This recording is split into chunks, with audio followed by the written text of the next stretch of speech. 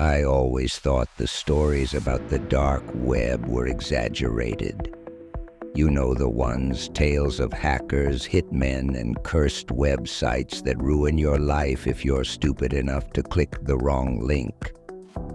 I'm not proud to admit it, but I used to laugh at those stories. I considered myself tech-savvy, careful, and way too smart to fall for any of that. But curiosity is a dangerous thing, and sometimes it leads you places you can't come back from. It started as a dare. My friend Tyler and I were hanging out late one night, bored and restless, scrolling through forums about the weirdest things people had found online. That's when we stumbled on a thread about dark web games, interactive experiences that promised everything from mind-bending puzzles to real-life consequences. Most of the posts were obvious fakes, but one link kept popping up, always with the same warning: play at your own risk. Once you start, you can't quit. Tyler egged me on, and I gave in. I downloaded a Tor browser, found the link, and clicked. The site was simple, just a black screen with a single line of text. "Welcome to the Watcher's game. Do you want to play?" There were two buttons, yes and no. I hesitated, but Tyler was already laughing, telling me to go for it, so I clicked yes. The screen flickered and a new message appeared. "The game has begun. You will receive your first task soon. Remember, you are being watched." I waited, expecting a jump scare or a virus warning, but nothing happened. The site went blank, and that was it. Tyler and I laughed it off, convinced it was just a dumb prank. We closed the browser and went back to watching videos, forgetting all about it. But the next morning, I woke up to a new email in my inbox. The subject line was blank, and the sender was just a string of random numbers and letters. The message was short. Task 1, leave your house at midnight, walk to the nearest street light, wait for further instructions. My stomach dropped. I showed Tyler, half expecting him to admit he'd set it up as a joke, but he swore he had nothing to do with it. I should have ignored it. I should have deleted the email and moved on. But something about the message got under my skin. Was it really just a prank? Or was someone actually watching me? Against my better judgment, I decided to go through with it, just to prove it was all fake. That night at exactly midnight, I slipped out of my house and walked to the street light at the end of my block. The neighborhood was silent, the only sound my footsteps on the pavement. I stood there, heart pounding, waiting for something to happen. For a few minutes, nothing happened. I started to feel ridiculous, standing alone under the harsh yellow glow, glancing over my shoulder every few seconds. I was about to head back inside when my phone buzzed. Another email, same blank subject, same random sender. This time, the message read, "Look to your left." I froze. Slowly, I turned my head. At first, I didn't see anything, just the empty street, the rows of dark houses, the wind rustling through the trees. Then I noticed a car parked halfway down the block, engine idling, headlights off. I couldn't see who was inside, but I felt their eyes on me. My skin crawled. I took a step back, but my phone buzzed again. "Don't move." I stared at the screen, my heart racing. Was this Tyler messing with me? Was someone really out there, watching? I wanted to run, to get as far away from that street light as possible, but I couldn't move. I was paralyzed by fear and curiosity, waiting for the next message. After what felt like forever, the car's engine revved, and it slowly pulled away, disappearing around the corner. My phone buzzed one last time. "Task complete. Go home." I sprinted back to my house, locked the door, and tried to calm down. I told myself it was just a coincidence, that the car had nothing to do with the game, that I was letting my imagination get the best of me. But deep down, I knew something was wrong. I barely slept that night, jumping at every sound, checking the windows every few minutes. The next day, I tried to forget about it. I went to class, hung out with friends, did everything I could to convince myself it was over. But that evening, another email arrived. Task 2, leave your bedroom window open tonight. Do not close it until sunrise. My hands shook as I read the message. I lived on the second floor, so I figured it was safe enough. But the idea of leaving my window open all night made my skin crawl. I texted Tyler asking if he'd gotten any messages. He hadn't. He told me to just ignore it, to block the sender and move on. But I couldn't. I felt like I was being watched, like someone was waiting for me to slip up. That night I left my window open, just like the message said. I lay awake for hours, listening to the sounds of the night, every creak and whisper amplified by my fear. At 3:07 a.m., I heard footsteps outside, slow, deliberate, crunching through the gravel beneath my window. I held my breath, too scared to move. The footsteps stopped, and for a long time there was only silence. Then, just as I started to relax, I heard a voice whisper my name from the darkness. I froze, every muscle in my body tensed, straining to hear more. The whisper was so soft I almost thought I'd imagined it, but then it came again. My name drawn out in a low, breathy voice that didn't sound like anyone I knew. I wanted to shut the window, to hide under the covers and pretend none of this was happening, but I was too afraid to move. I stared into the darkness outside, searching for any sign of movement, but all I could see were the shadows of the trees swaying in the wind. Minutes passed, or maybe it was hours. I must have drifted off at some point, because the next thing I remember is waking up to the pale light of dawn. My window was still open, the room cold and damp. I rushed to close it, heart pounding, and checked my phone.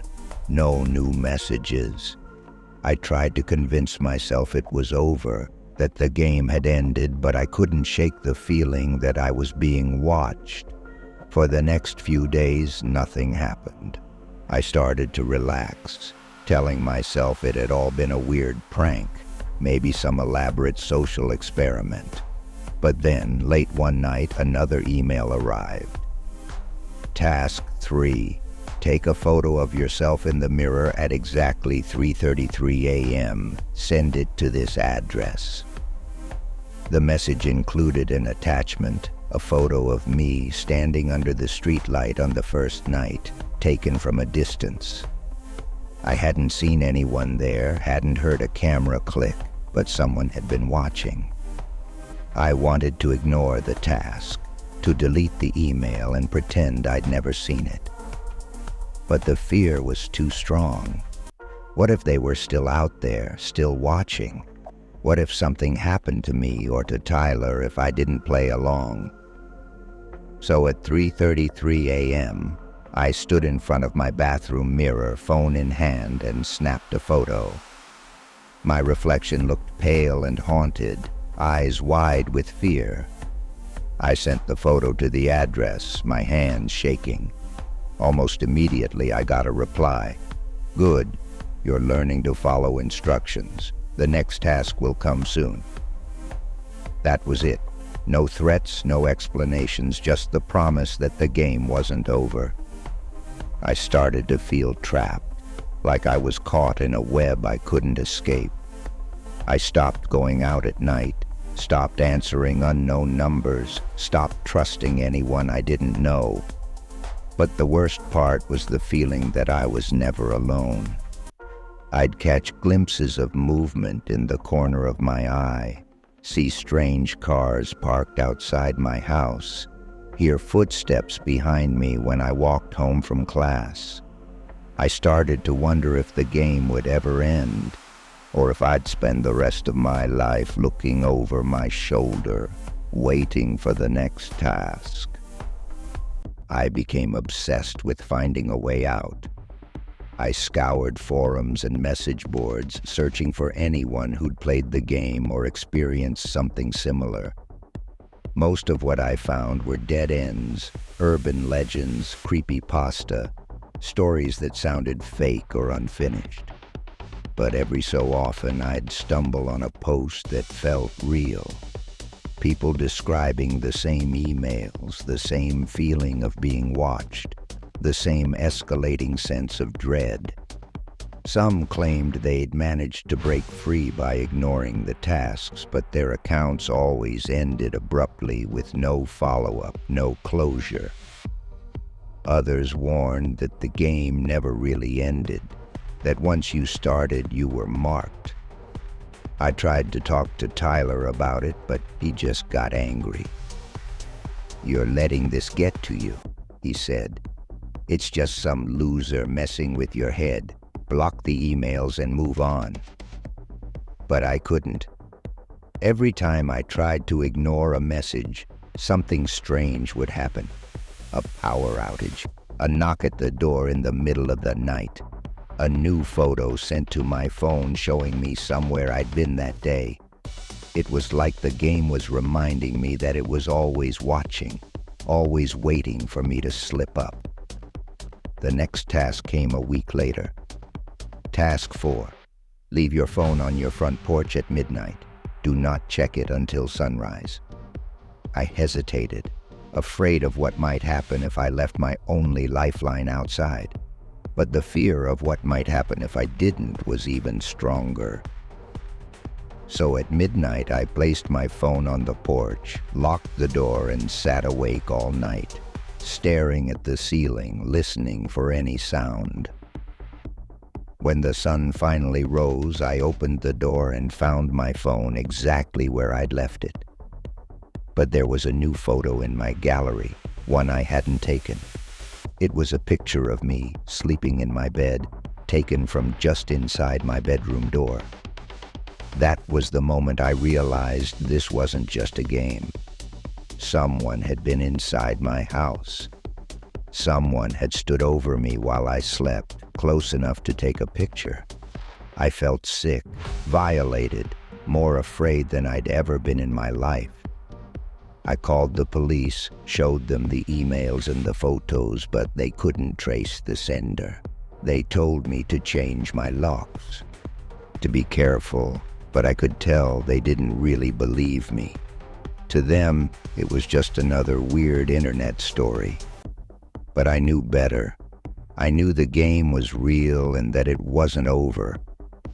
The next email arrived that night. "You can't quit, you can't hide, we're always watching." I started living in a constant state of fear. Every sound in the house made me jump. I taped over the cameras on my laptop and phone, changed all my passwords, and even bought a new lock for my bedroom door. But nothing helped. The emails kept coming, each one more invasive than the last. Sometimes they'd include details about my day, what I'd worn, who I'd talked to, what I'd eaten for lunch. Other times they'd send photos of me in places I didn't even remember being, always with the same chilling message: "We see you." I stopped sleeping. I stopped going to class. Tyler tried to help at first, but even he started to pull away, scared by how paranoid I'd become. I couldn't blame him. I barely recognized myself anymore. I was jumpy, exhausted, and always looking over my shoulder. I started to wonder if I was losing my mind, if maybe the game had never been real and I just imagined the whole thing. But then another email would arrive and the fear would come rushing back. One night I decided I couldn't take it anymore. I packed a bag and drove to a motel 2 towns over, paying in cash and using a fake name. I left my phone turned off, hoping that if I disappeared for a while, the game would lose track of me. For the first time in weeks, I slept through the night. But when I woke up, there was a note slipped under my door. It was a single sheet of paper, typed in the same font as the emails. You can run, but you can't hide. Task 5, go home. I drove back in a daze, my mind racing with questions. How had they found me? How did they know where I was? I started to wonder if there were cameras hidden in my house, if someone I knew was in on it, if the game was bigger than I'd ever imagined. I checked every inch of my room, every vent, every light fixture, but I never found anything. Still, the feeling of being watched never left. The next task was the worst yet. Task 6, tell someone what's happening. If they don't believe you, send us a photo of their face. I didn't know what would happen if I refused, but I was too scared to find out. I called my mom, tried to explain everything, but she thought I was having a breakdown. She begged me to get help, to see a doctor, to stop reading those stories online. I hung up, tears streaming down my face, and sent a photo of her to the email address, hating myself for it. That night I dreamed of eyes, hundreds of them, watching me from the darkness, never blinking, never looking away. I woke up the next morning feeling hollow, like something inside me had broken. I barely left my room, barely ate, barely spoke to anyone. The game had taken over my life, and I didn't know how to fight back. Every time I thought about ignoring the next task, I remembered the photo of my mom, the way the game seemed to know everything about me, the way it always found me no matter where I went. I felt trapped, powerless, and completely alone. The emails kept coming, each one a new command, a new way to remind me that I was never out of sight. Task 7, leave your front door unlocked tonight. Task 8, write I see you on your bathroom mirror and leave it there until morning. Each time I did what I was told, terrified of what might happen if I didn't. I started to notice things moving around my house, small objects out of place, doors left open that I was sure I'd closed, the faint smell of cologne I didn't recognize lingering in the hallway. Sometimes I'd wake up to find my phone moved to a different spot, or a new photo in my gallery, always of me, always taken while I slept. I tried to reach out to the people from the forums, desperate for advice, for any sign that someone else had survived the game. Most of my messages went unanswered. The few replies I did get were vague, cryptic, and always ended with the same warning: don't stop playing, don't try to quit, they're always watching. I started to wonder if there was anyone on the other end of the emails at all, or if the game was just some kind of automated nightmare, a program designed to break me down piece by piece. But then one night I got a message that was different. Final task, record a video of yourself reading this email out loud. Upload it to the link below. If you do this, the game will end. I hesitated, staring at the screen, my hands shaking. Was it really the end, or just another trick? I thought about refusing, about smashing my phone and running away, but I was too tired, too scared, too desperate for it all to be over. So I did what the email said. I recorded the video, my voice barely more than a whisper, and uploaded it to the link. The next morning, the email stopped. The photos stopped. The whispers in the night faded away. For the first time in months, I felt almost normal. But sometimes, late at night, I catch a glimpse of a face in the window or a shadow moving in the corner of my room, and I wonder if the game is really over or if it's just waiting for someone new to play.